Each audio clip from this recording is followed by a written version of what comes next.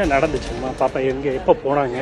2 மணிக்கு அவங்க கடைக்கு போயிட்டு வந்த 2 போனாங்க சார். ஒரு செகண்ட் தான் போயிட்டு என்ன பண்ணியிருக்காங்க, முட்டாய் ஏதாவது வாங்கி கொடுத்துருப்பான்னு இருக்குது. வாங்கி கொடுத்தோன்னா வண்டியில ஏறிஞ்சிருங்காட்டி அவ ஏறி இருக்கிறா. பக்கத்துல குடியிருந்து காலி பண்ணனவன் தான், அதனால தெரிஞ்சவங்கன்னு கேட்டு ஏறி இருக்கிறா.